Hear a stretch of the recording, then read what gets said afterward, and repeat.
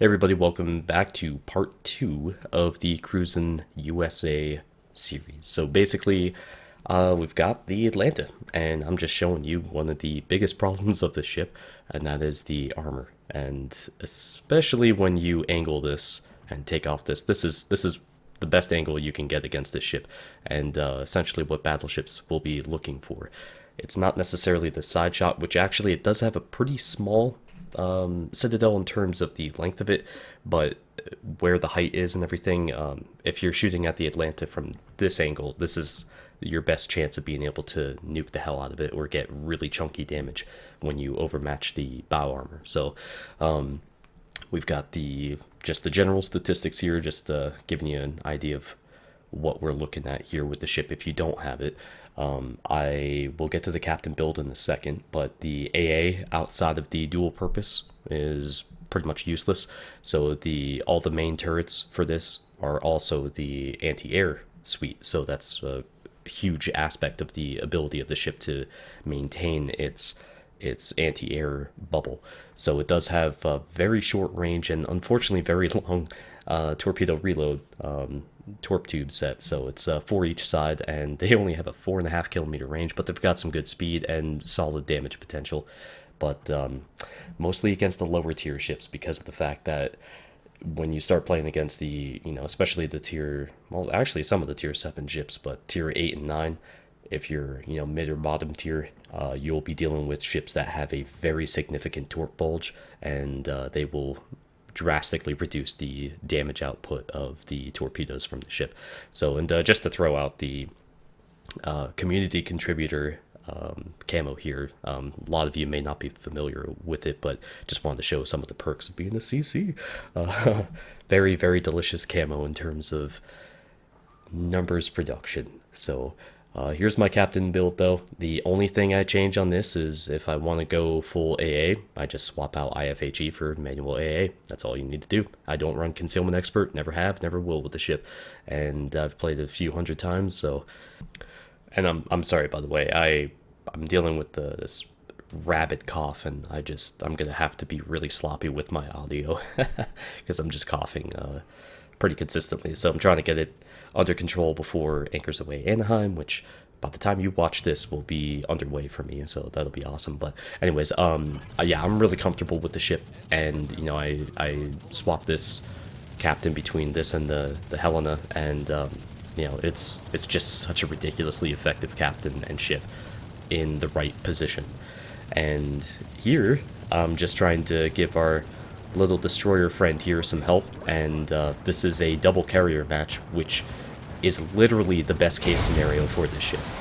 And unfortunately, I don't have the manual AA build on. This is the regular IFHE build, so I'm always a bit disappointed when I see double carrier though, and there's just not the same plane clearing potential. And I say that because when you have defensive fire on, you have 362 DPS max, I think, with the flag and everything else.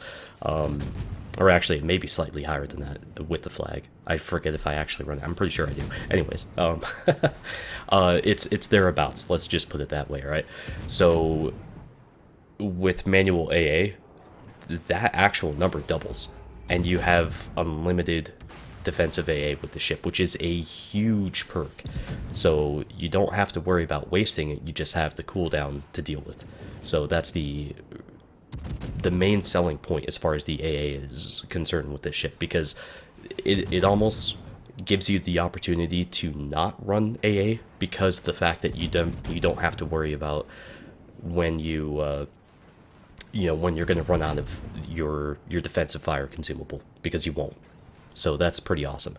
But the key component with this ship, and you're going to see me hugging these islands like a son of a bitch, is exactly that. Protecting your side, because you can put yourself in positions with this ship that other ships just aren't going to be able to do anything about, because you have these hilarious 127mm guns that are they're basically trebuchets, and you can be right up close to some of these islands and launch shells over them and have zero chance of being hit from anybody, and that's pretty amazing.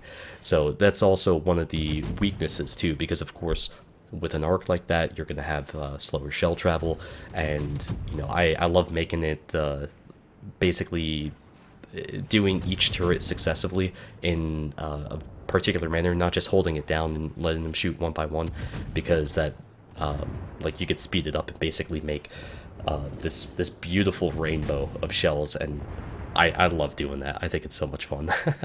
But it's particularly annoying because it can help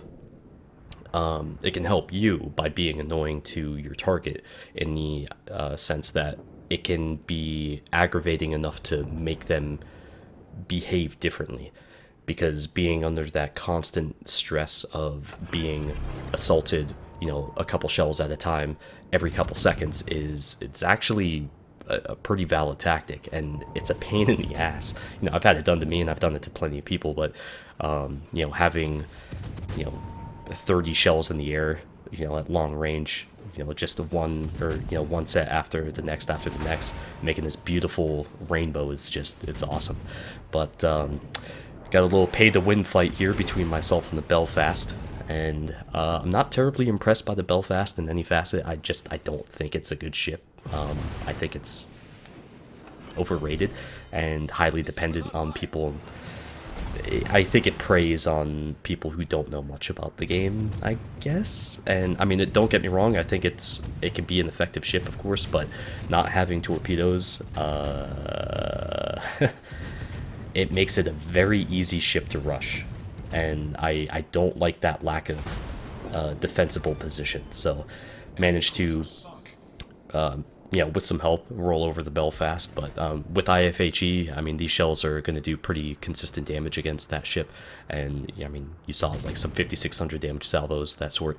One of the things I do really like about playing the ship is that, the rate of fire, the range with AFT, it gives you a chance to lob shells over these islands and, the edges of islands and mountain ranges, whatever, where you can just throw some shells, just see if it hits, and you don't have to be super precise. I mean, you've got enough shell volume to, saturate an area pretty quickly, and it's not a bad idea to just throw the shells and see what happens.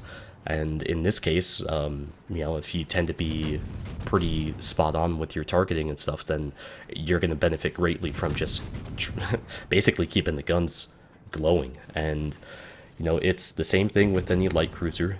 You gotta try to flex your muscle around the edges of islands where you can, and to me that's where the Atlanta shines, because it's still a dangerous ship for any ship to approach in a close quarters engagement. And we'll get another fire there against the Ryujo, yay! But it's just an interesting ship overall. It doesn't accelerate particularly fast, though. I would say that's possibly one of its biggest weak points, as we take down, actually I'm not even sure what ship that was. It was a battleship, I know that, but I can't read it. So yeah, just trying to move out of sea now and get things going here, because we're still down a little bit, and trying to move in to help my Miyoko here. I kind of didn't trigger my defensive fire too soon, and unfortunately that meant that, I mean, well, those torpedoes, they were scattered, so the torpedo bombers did panic when I hit the button. It just didn't really matter for the Miyoko. He wasn't very well set up for trying to dodge the torps from that drop. But some more shells on the Ryujo. Another Citadel. That's one of the benefits too of using IFHE with this. Carriers don't react very well to these shells with IFHE, but and that's not to say I would recommend running like a Mahan or a Benson with IFHE. No, not at all. This is just a different ship, and even though it's the same type of shell and it's the same sort of thing going on, you've got better stuff to throw your points into as a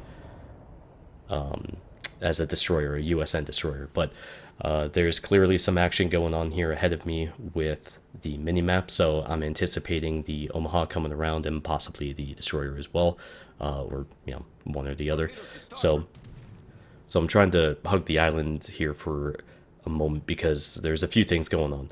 I need to make sure that the Leon gets far enough away that my detection isn't going to be an issue here when I come around, and also because I don't know which way his guns are pointing, and I was just spotted by air, so whatever. All things you got to be careful with, and I did switch to AP in anticipation of seeing the Omaha. Take my opportunity here, and you may have been the hero last time, not this time. This video is all about the Atlanta. Sorry, Omaha. But you can't discount these shells against cruisers. They are good. The AP, you get close enough against some of the higher tier ships, and the AP is just nasty, just disgusting against some of those light cruisers, and you could really jack up the citadels pretty quickly here. I mean, I've seen dev strikes, and I've done dev strikes against the Shores, the Chapiev, so on and so forth. I mean, there's a lot of potential with the AP from the ship, and against other Atlantas, generally you want to stick to HE until the opportunity arises where those shells aren't going to bounce against another Atlanta. So if they're broadside, you can just holy shit, you can get a 10 Citadel salvo pretty easily against them. So just working my way over towards A. So just again doing what I can to make sure that the enemy team loses the planes that are being thrown out, and I'm just trying to thin out the herd there while pressing the caps and supporting the guys that are moving through the center.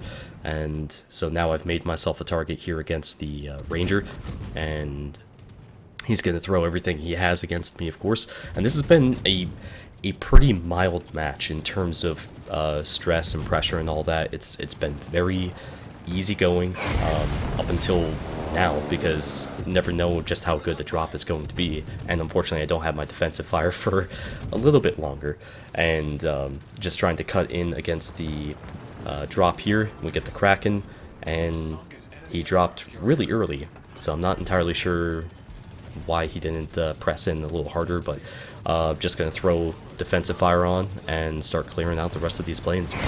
And sometimes the best matches are ones you just don't really expect to be all that good, and this one is actually my highest base XP, I'm pretty sure my highest base XP that I've ever had. So yeah, it wasn't a case of doing anything special, it's just doing what the Atlanta does, and it's time to mix it up a bit. So live stream clip. What should we play that's Atlanta?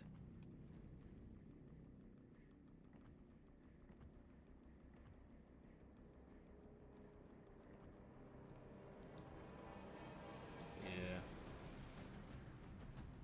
Oh, I need to type up something here. Hold on. So I'm pretty sure I recorded this, and yet I don't have it on my computer anywhere. So I've looked as well. I looked all over the place, couldn't find it. I'm pretty sure I actually deleted it sometime, but stupid mistake, I guess, one way or another.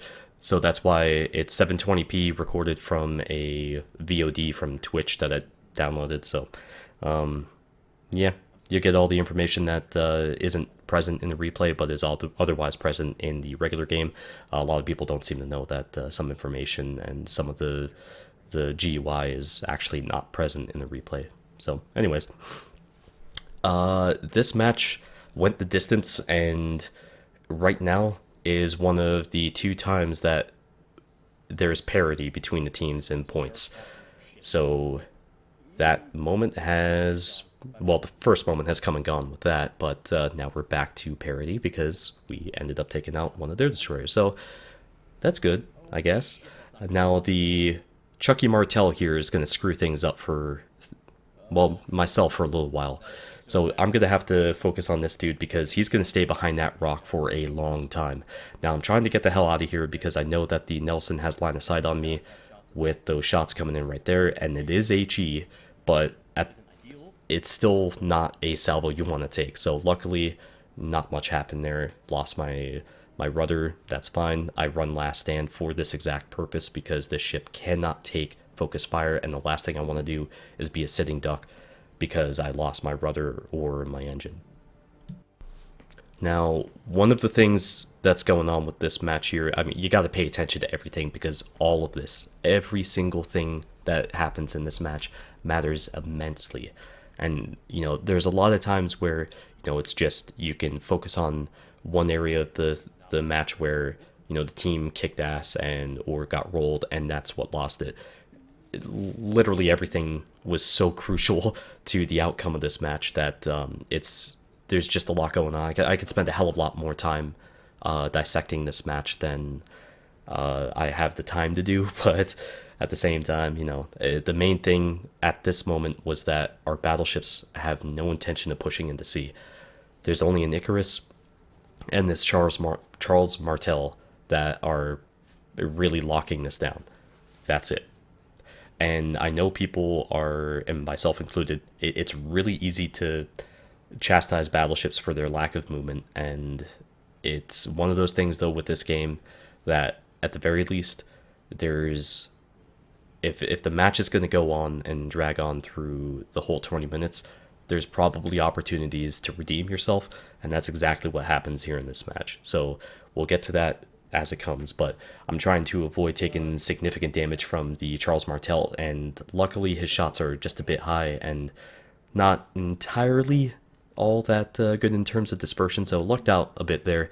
I think that might have been enough of an angle too to maybe, you know, not really take too much damage from him anyways, but we've got, let's see, oh yeah, we're down 3 destroyers now to their 1 destroyer that's lost, and I don't know why that Nelson decided to not shoot at me, but I'm glad he did, and gives me an opportunity here. Again, he doesn't have line of sight on me because the smoke ring there set by his teammate prevents me from being spotted by anybody right now. So unless the Charles Martel wants to come out and play, this is going to be, you know, what I'm going to be doing for a bit. And I pop my radar to, again, try to push the enemy Icarus away and hopefully give somebody shots on him, because it looks like we have 2 battleships south of sea that can take a shot at him. So, you know, throwing some more shots down on the enemy Nelson there, and also the Charles Martel, and I keep resetting this guy. He's dedicated, so that's something, right? But one of the hard parts here with a situation like this too is watching your backside, and that's why watching the mini-map and having spatial awareness is so critical to surviving as a light cruiser, and, you know, just any ship in general, but especially a light cruiser, because people go out of their way to shoot at you. But yeah, don't do as that Mogami on my team just did and dump torps in front of teammates. If you can help it, and basically every time you can help it, don't launch torps from behind teammates. It's a bad idea. Recipe for disaster and going pink. But the Charles Martel is too close to the island. Meanwhile, I can go ahead and hit him easily. Now, they did unfortunately cap C, and again, take a look at the points total, guys. This isn't a close match, but, you know, they're kind of not really taking advantage of our passivity. Now, over at A, they certainly have. They've taken care of now all of our teammates over there, and they've pushed through. So I'm trying to focus on this Gneisenau now, get damage where I can.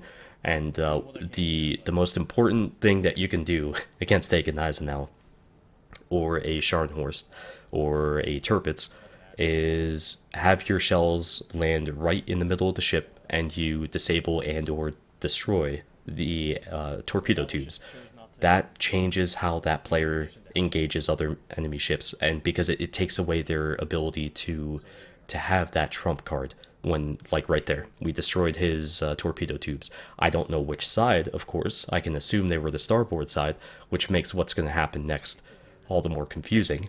But we'll get to that in a second. As the Gneisenau starts to push forward, we've got a fire on him, continuing to rain some hell on him there. And the Nelson is finally down, so I feel a hell of a lot more confident about moving in and possibly getting some work done here. So it does look like the Charles Martel launched one set of torps there. We have a Leon pushing up, and finally our battleships are starting to get the idea that okay, now it's time that we really need to, if we're going to push at all, it's the time to do it now. And unfortunately, the Gneisenau, now, the fire on him stops with only a couple hundred health left, so that's really shitty. And you see that we have a Queen Elizabeth that's moving over towards him, right? Right. Just remember that. So there's also a Fubuki over there. I think it's a Fubuki. I have no idea. And the Gneisenau now gets taken out by the Queen Elizabeth. So that's cool. Got the secondaries there working on the Gneisenau now. He's dead. Awesome. So the enemy Fubuki is moving in against the Queen Elizabeth, and we're trying to get rid of this this Charles Martel. So the Leon makes a pretty ballsy move here, and I'm thinking that the Charles Martel is reversing, so that will actually, like, if I can just clear the top of that island, I should be able to get some shells on him, but it doesn't seem to be working the way I'm hoping. Enemy Fuso is coming up around here as the Charles Martel gets taken out, and also the Fubuki as well. That's a huge, huge boost for us, and we're still down 150 points. So the Fuso is engaging somebody else entirely, which awesome. I'm happy about that. This is not a situation that you would normally find yourself in an Atlanta, because people with Fusos are looking for this exact opportunity. I am Deb strike bait in this situation against the Fuso, but it's knowing the fact that his reload and his attention is elsewhere is what's keeping me broadside here, so I can risk for a given amount of time attacking this Fuso in the best possible manner, or the most effective possible manner that I have available to me right now. So he's almost down, and it looks like he's starting to be like, oh shit, maybe I should bring my shells around to this Atlanta, but managed to get him. So we have pretty much occupied this whole area with C, and the big thing that I'm concerned about is that Richelieu lobbing shells over and wrecking the hell out of me, because I do not have a good track record against Richelieus. I don't know what it is, but I get blasted to shit by them, and I don't play well in that ship in the 2-3 times that I've played it. So enemy destroyer here, the Mayhem is smoking up, and he's outside of my radar range. There's no reason for me to really make any attempt here to do anything other than to sit where I am. So I'm gonna continue working the line of sight. As you can see the edge of that island there, I'm gonna start moving back and forth a little bit and essentially try to make sure that I'm not spotted when I'm firing. So this is one of those crucial things of knowing when to go dark and understanding bloom range and time and all that stuff. So I get spotted, so that clearly means that the destroyer's out, and I'm going to go ahead and pop radar and start unloading on this guy. My main concern is the Richelieu. I have absolutely no idea what this guy is doing. He has not pushed in towards where the Mayhem is, which has essentially saved my ship. And so I'm trying to maintain this angle here to where if the Richelieu wants to shoot, now he absolutely can. He's moving up towards that channel while I have effectively singled out his friendly destroyer and taken out his whole health. So that's a huge, huge plus for us. It's 3v3 now, and I've taken a fair amount of damage actually from the Mayhem because the ship just, that's what happens. So the enemy Colorado was taken out, but we did just lose our Leon, and there's no possible way we can win this match because the Cossack, all he has to do is run. And I guess more to the point, I'm just shocked that the Cossack was last spotted in B, and he's not just running away and securing this match. This doesn't make any sense to me, but I've got a bigger problem right in front of me right now, and essentially what I do in these situations, sorry, damn cough. What I do in these situations is use my utility as much as I can. So I was hoping to have my radar ready by the time this torp run came around, because I wanted to make sure that when I died, he would know exactly where the Cossack was, blah, blah, blah. And I tried to time it with the main battery firing from the Richelieu. But at this point, I'm fucking panicking because holy crap, the Richelieu didn't die. And I could have killed him with the salvo that should have happened right after the torps hit, but I didn't fire because I was praising the horn, so whoops.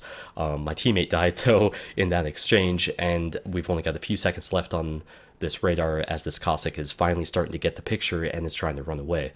So I've got this up for just a couple more seconds, so one way or another, he's not going to be able to get out of taking some sort of damage from me.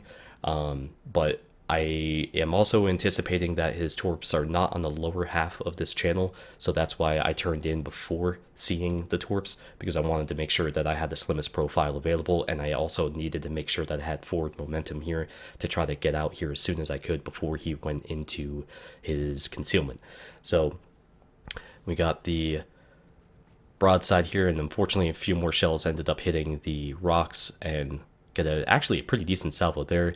And this one though is nice and meaty, so look at that, nice dispersion.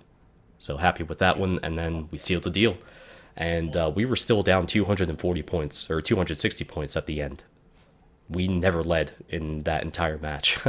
So thankfully, some serious misplays by the enemy team, and our battleships doing very little at the start, but really showing up there at the latter half made all the difference there. And realistically, yes, we should have lost this, but our team made the effort and we capitalized off of their mistakes. So it's, you got to play, like they say for football and all the other stuff, you got to play the whole time. You don't just play a 1 quarter period or whatever. But huge match, and I'll leave the reaction here in the video as I sign off. But thank you for watching today, guys. I'm in Anaheim by now, and I will see you back here for hopefully some more videos while I'm away. So take care, everybody. Look at this shit. A million credits flat. Oh. Whew. And we had 182 out of the 187 defense points from our team. We had all but 5, and half the capture points. So this is utility, utility, utility. That's pretty damn amazing. Oh.